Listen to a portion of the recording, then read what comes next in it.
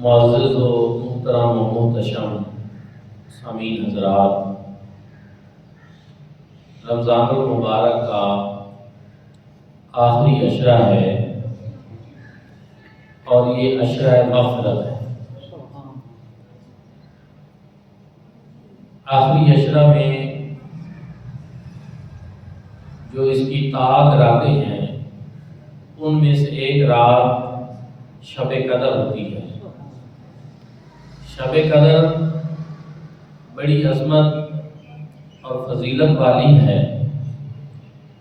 قرآن مجید فرقان حمید میں اللہ رب العزت نے شب قدر کی فضیلت بیان فرمائی ہے۔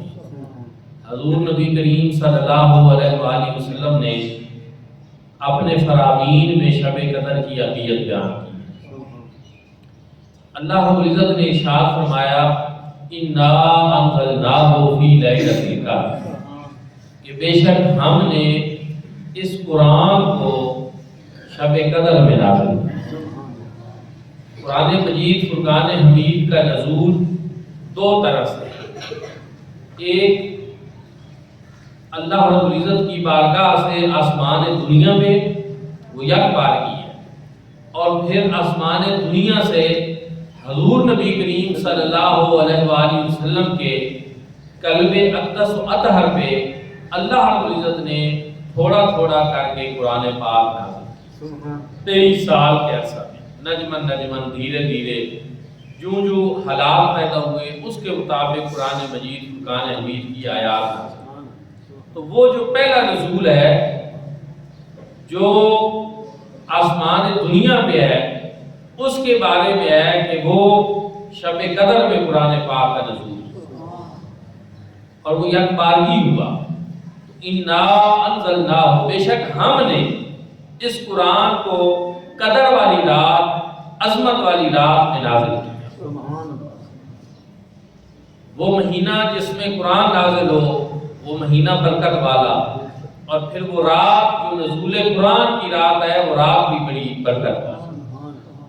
اللہ رب العزت نے پھر اس رات کی عظمت اور شان بیان کرتے ہوئے مزید ارشاد فرمایا کہ وما ادراک ما لیلۃ القدر، تمہیں معلوم ہے کہ یہ شب قدر کیا ہے؟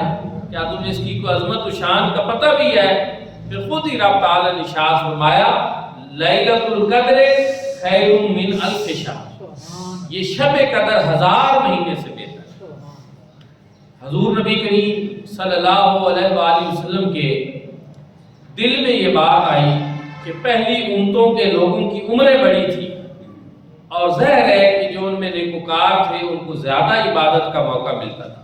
جس کی 500 سال اگر عمر ہے، 1000 سال عمر ہے تو نیکیاں کرتا ہے تو بڑی نیکیاں کرے گا۔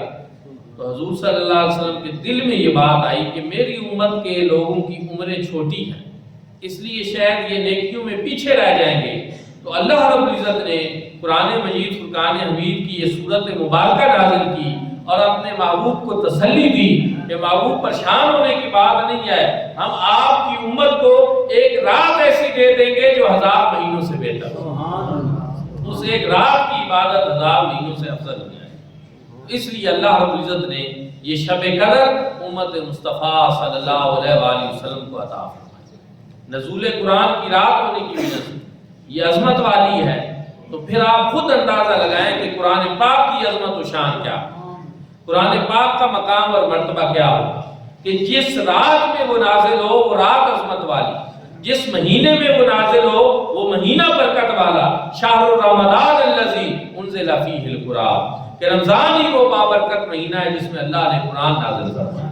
تو اس سے پتہ یہ چلتا ہے کہ یہ کلام الہی بڑی برکتوں کا حامل ہے، بڑی عظمت اور شان والا ہے، اور جو بندہ مومن اس کو اپنے سینے میں محفوظ کر لے وہ بندہ بڑی عظمت اور شان والا ہوتا ہے، اس کا مقام اور مرتبہ بلند ہو جاتا ہے۔ اور پھر جو اس سے محبت کرے، جو اس سے تعلق جوڑ لے، جو اس کو سنے سنائے، اس پر عمل پیرا ہو جائے، اللہ رب العزت اس بندے کو بھی عظمت، شان اور فضیلت عطا فرمائے۔ حضور نبی کریم صلی اللہ علیہ وآلہ وسلم نے ارشاد فرمایا اشراف امتی حاملۃ القرآن، میری امت کے سب سے مکرم، معزز اور اشرف لوگ وہ ہیں کہ جن کے سینے قرآن پاک کی دولت سے مزین، جن کے سینوں میں قرآن کی دولت کا خزینہ موجود ہے۔ تو یہ قرآن مجید فرقان حمید کے نزول کا مہینہ تھا، اور تاخ راتوں میں سے جو شب قدر ہے وہ نزول قرآن کی رات ہے۔ قرآن مجید فرقان حمید کیا ہے؟ پہلے انبیاء کرام کو اللہ رب العزت نے معجزات عطا فرمائے، وہ وقت کے ساتھ ظاہر ہوئے پھر ختم۔ حضرت موسیٰ علیہ السلام کا یہ معجزہ ہے کہ فرعون کے دربار میں جادوگر اکٹھے ہوئے، انہوں نے اپنی رسیاں پھینکی، وہ رسیاں سانپ بن گئی۔ حضرت امام رازی نے یہ تفسیر کبیر میں بیان کیا ہے کہ وہ 70,000 کی تعداد میں سانپ بن کر پھیل گئے۔ حضرت موسیٰ علیہ السلام نے اللہ کے حکم سے اپنا عصا پھینکا، پھل کا عصا ہو فَإِذَا هِيَ ثُعْبَانٌ مُبِينٌ، وہ ایک بہت بڑا اژدہا بن کر ان 70,000 کے 70,000 سانپوں کو نگل گیا۔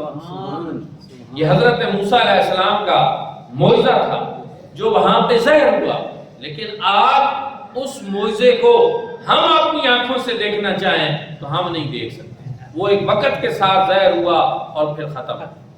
حضرت عیسیٰ علیہ السلام کا یہ معجزہ تھا کہ آپ کی امت کے لوگ بڑے طبیب تھے، ماہر قسم کے حکیم تھے اور بیماروں کا علاج کرتے تھے۔ اللہ رب العزت نے حضرت عیسیٰ علیہ السلام کو یہ معجزہ عطا فرمایا کہ آپ مادرزاد اندھوں کو بینا کر دیتے تھے، آپ برس والے لوگ جو تھے ان کو درست کر دیتے تھے، اور آپ اللہ کے حکم سے مردوں کو بھی زندہ کر دیتے تھے۔ وَأُبْرِئُ الْأَكْمَحَ وَالْأَبْرَصَ وَأُحْيِي الْمَوْتَ بِإِذْنِ اللَّهِ، اللہ کے حکم سے مردوں کو بھی زندہ کر دیتے تھے۔ یہ معجزہ تھا حضرت عیسیٰ علیہ السلام کا، بڑے کمال کا معجزہ تھا۔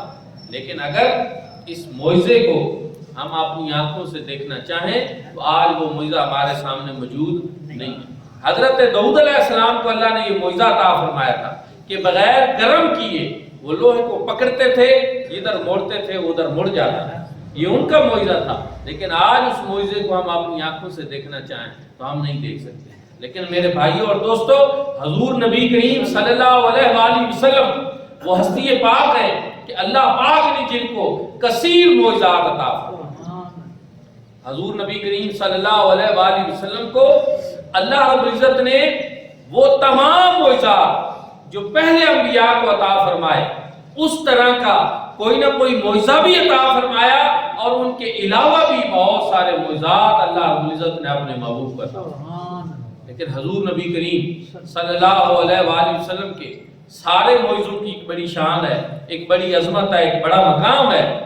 لیکن حضور علیہ السلام کا جو سب سے اعلیٰ معجزہ جو قیامت تک کے لیے ہم اپنی آنکھوں سے دیکھ سکتے ہیں، وہی اللہ کا قرآن مجید ہوتا ہے۔ قرآن حضور علیہ السلام کا ایسا معجزہ ہے کہ جو قیامت تک کے لیے ہماری آنکھوں کے سامنے موجود ہے۔ آپ اس کو پڑھ سکتے ہیں، آپ اس کو دیکھ سکتے ہیں، آپ اس کی جو موجز بیانیاں ہیں ان کو سمجھ بھی سکتے ہیں کوشش کر کے۔ میرے بھائیوں اور دوستو، اس پہ تھوڑا سا مزید میں آپ کو بتانا چاہتا ہوں کہ یہ معجزہ کس طرح کا ہے۔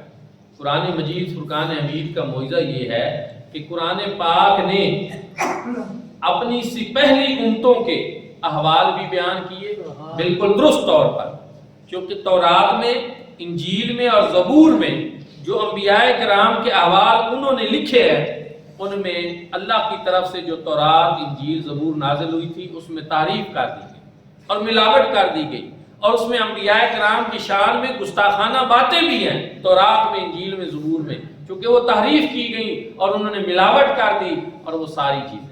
لیکن قرآن مجید فرقان حمید جب نازل ہوا تو اس نے آ کر ان انبیاء کرام کی جو صحیح عظمت و شان، ان کا مقام اور مرتبہ ہے، وہ پورے کا پورا اچھے انداز میں بیان کیا۔ اس سے انبیاء کرام کے اوپر جو غلط باتیں ان پہلی آسمانی کتابوں میں تحریف کر کے ملا دی گئی تھی، قرآن پاک نے ان کا رد کر اور جو حقائق تھے ان کو واضح کر دیا۔ پھر قرآن مجید نے حال کی خبریں بھی دی اور قرآن پاک نے مستقبل کی خبریں بھی دی۔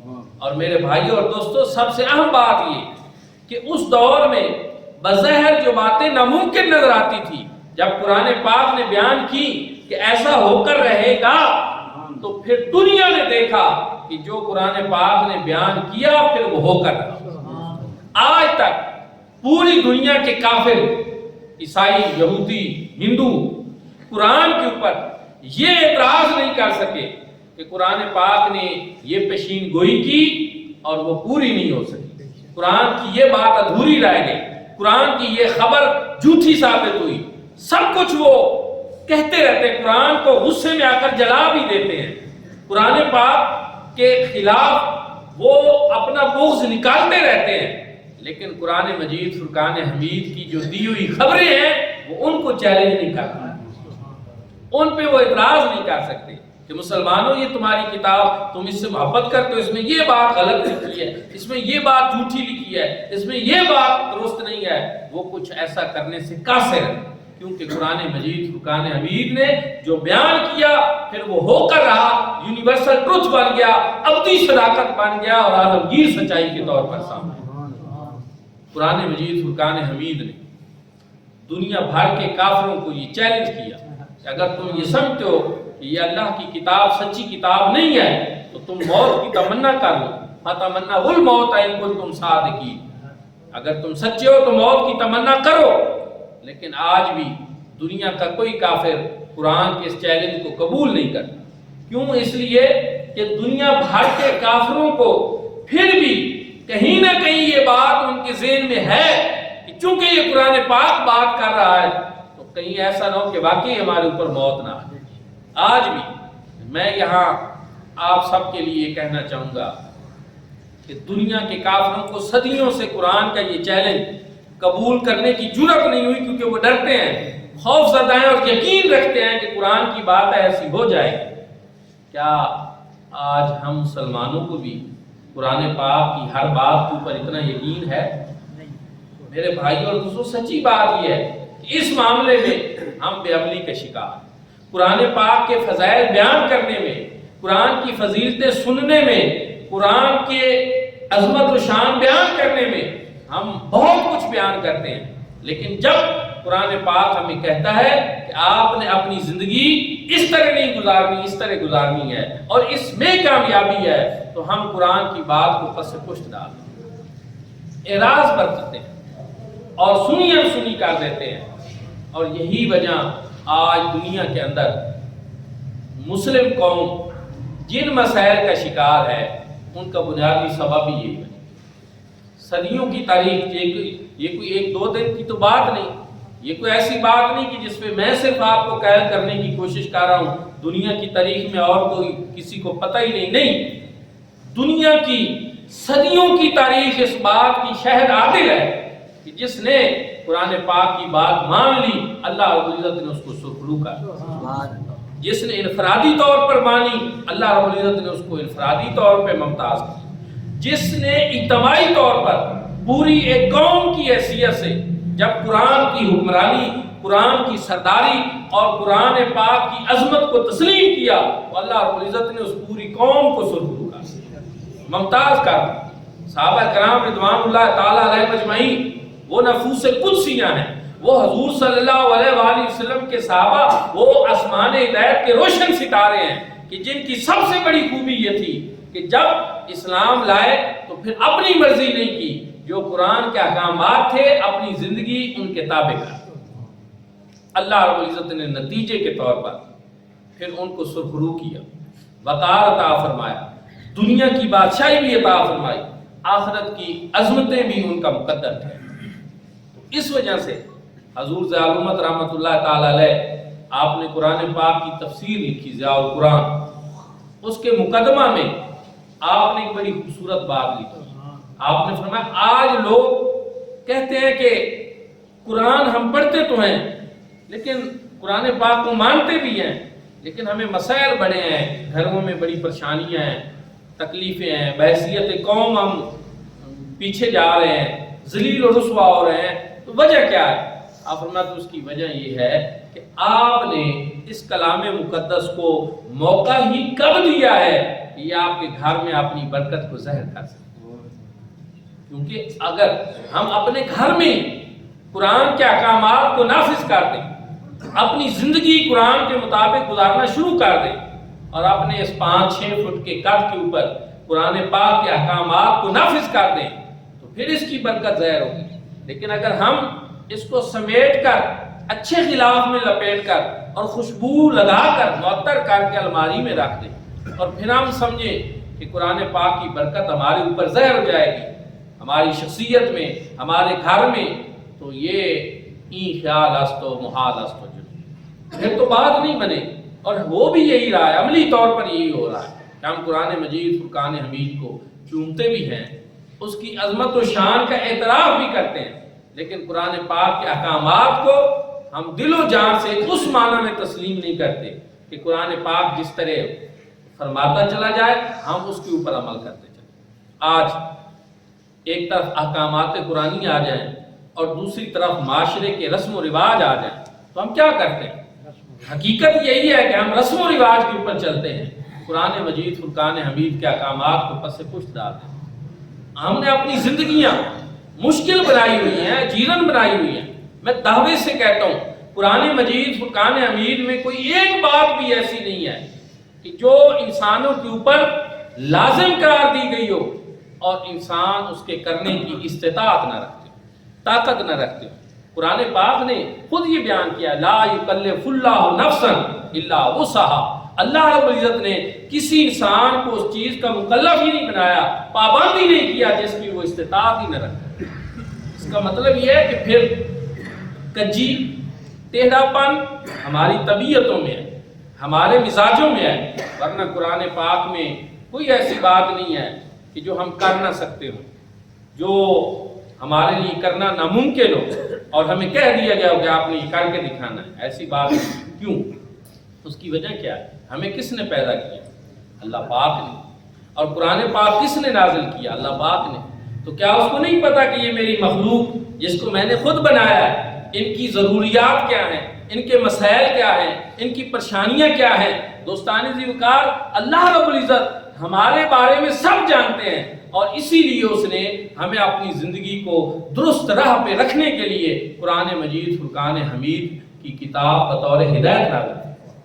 اور اس کو معلوم تھا کہ ان کی ضروریات کیا ہیں، ان کے مسائل کیا ہوں گے، ان کا حل کیا ہوگا.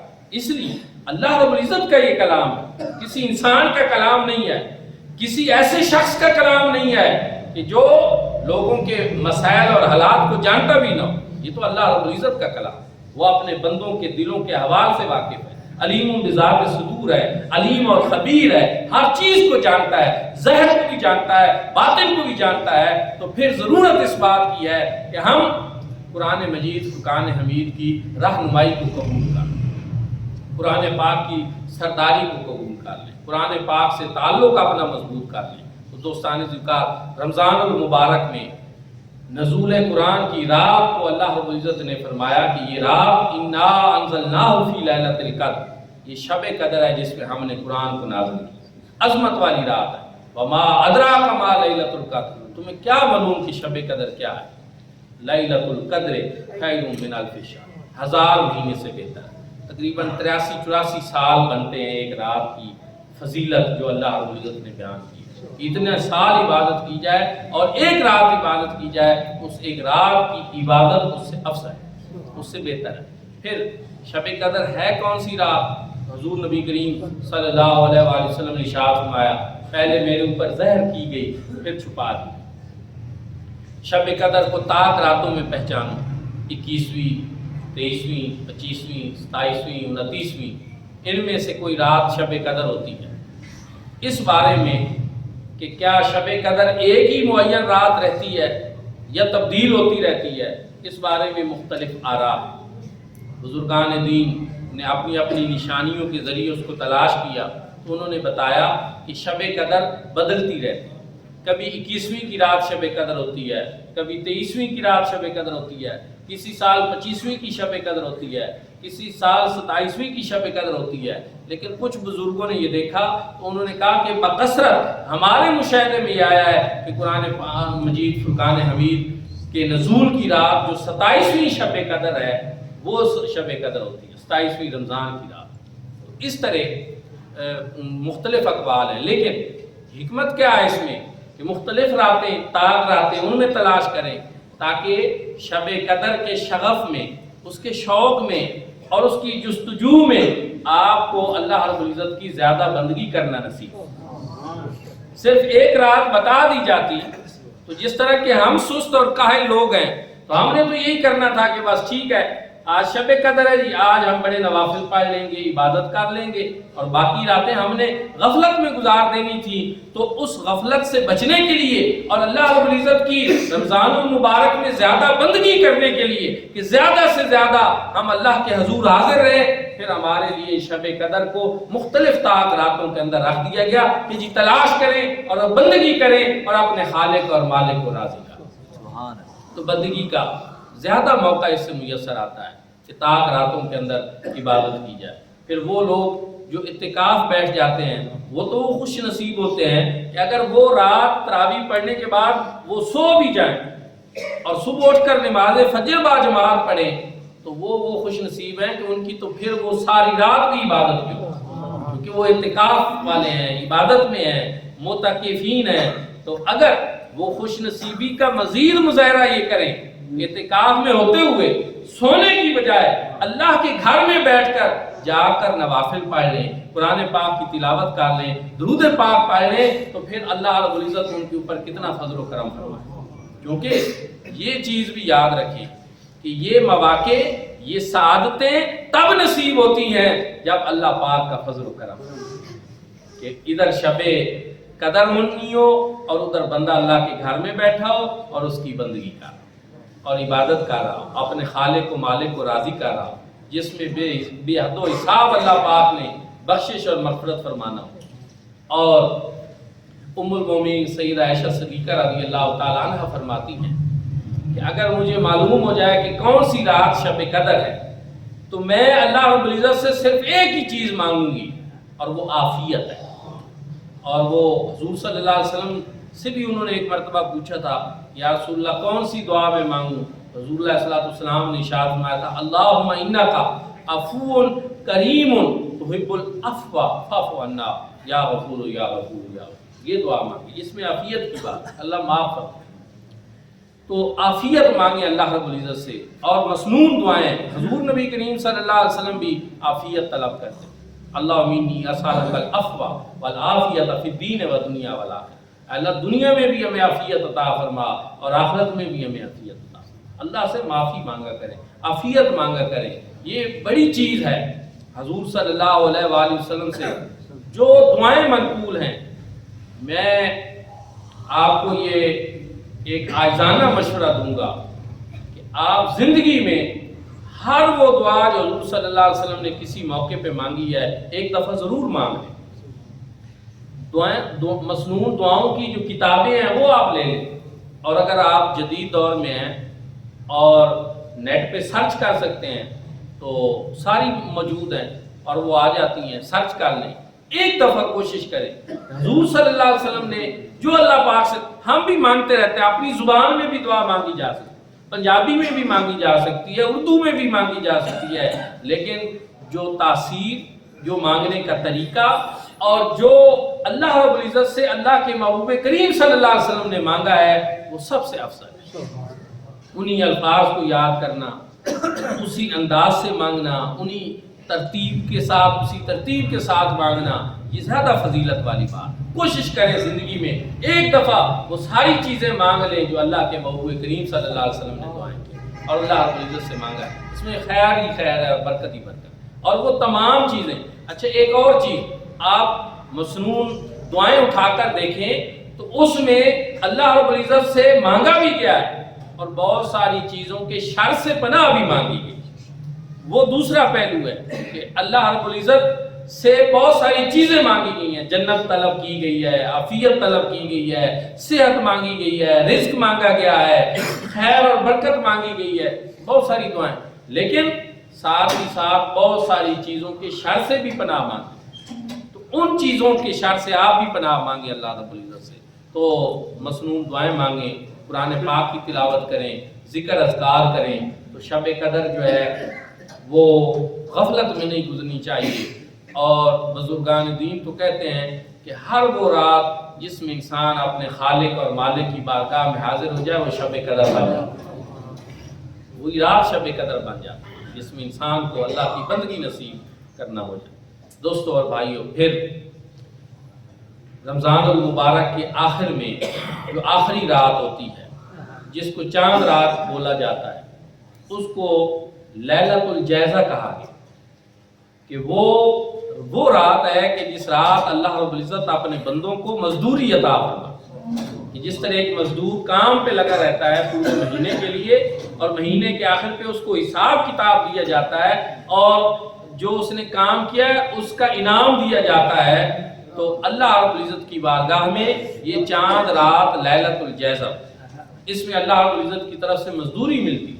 لیکن ہمارے آج کل کی نوجوان نسل ہم دیکھتے ہیں کہ وہ بدقسمتی سے چاند رات کا جو اصل مقصد ہے اس سے غافل ہو کر شور غوغا کرتی ہے، لہو و لعب میں مشغول ہو جاتی ہے، ادھر ادھر بھاگ دوڑ کرتے ہیں۔ اس کی بجائے جس طرح رمضان المبارک میں آپ نے مسجدوں کو آباد رکھا ہے، اسی طرح آپ کو چاہیے کہ آپ وہ چاند رات بھی اللہ رب العزت کی بندگی میں گزاریں، اس کے دربار میں حاضر ہو کر اس سے کچھ طلب کریں، وہ تو عطا فرمانا چاہتا ہے۔ اور وہ 10 راتیں جو حدیث مبارکہ میں جن کی مختلف فضیلتیں آئی ہیں، ان میں سے ایک وہ چاند رات جو اب آئے گی ان میں وہ بھی شامل ہے، عید الفطر کی وہ رات، وہ بھی ان 10 احادیث مبارکہ میں جو مختلف راتوں کی فضیلت آئی ہے وہ بھی ان میں شامل ہے۔ اس لیے ایک تو یہ ضروری ہے، پھر فطرانہ جو ہے وہ ضروری ہے کہ آپ اس کو نماز عید سے قبل جو ہے وہ ادا کریں۔ حضور صلی اللہ علیہ وسلم نے منادی کرائی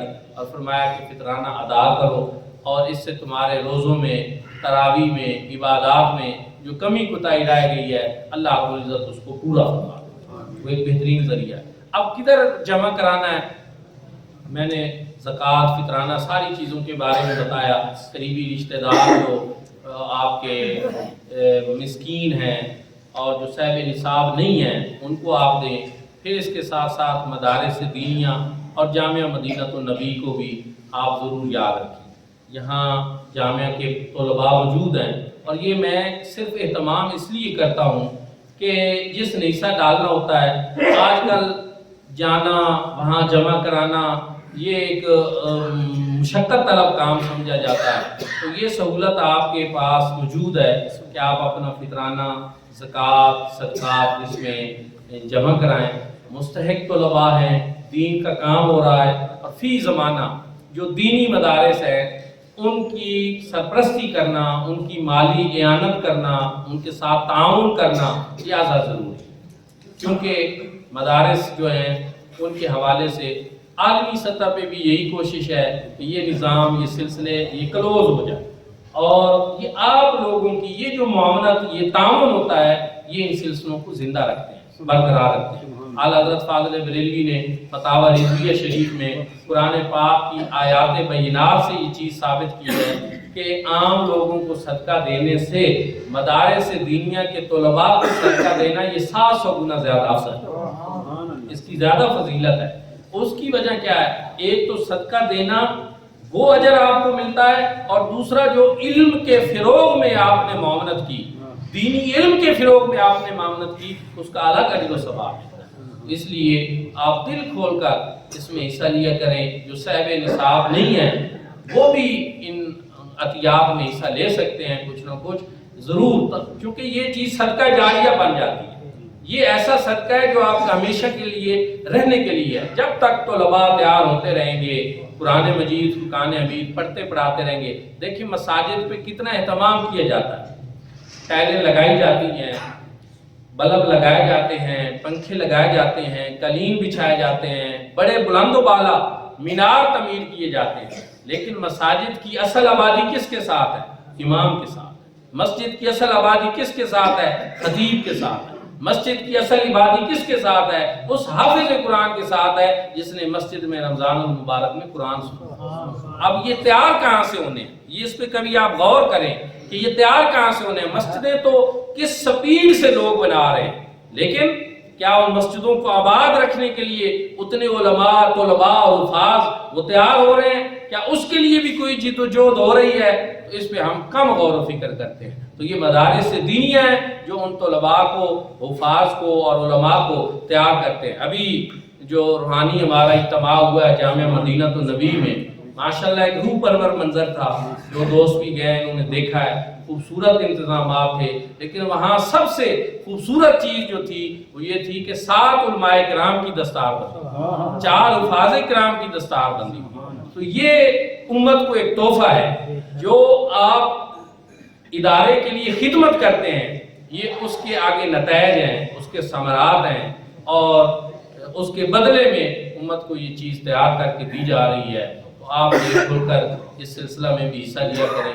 دوستان ذوالفقار، رمضان المبارک ہو سکتا ہے ہماری زندگی کا آخری رمضان المبارک، کسی کو زندگی کے بارے میں کوئی گارنٹی نہیں، چند ساتیں باقی ہیں، چند دن باقی ہیں، ان میں زیادہ سے زیادہ کمائی کا اللہ رب العزت کی بارگاہ میں حاضر رہیں، عبادت کے اندر یہ وقت گزاریں، اور اس سے یہ توفیق مانگتے رہیں کہ وہ آئندہ رمضان المبارک میں ہمیں نصیب فرمائے، اور ہمارے تراویح، روزوں کو، عبادات کو اپنی بارگاہ کے اندر قبول و منظور فرمائے، اور جو اس میں کمی کوتاہی رہ گئی ہے اللہ رب العزت اپنی جناب سے اس کو پورا فرمائے۔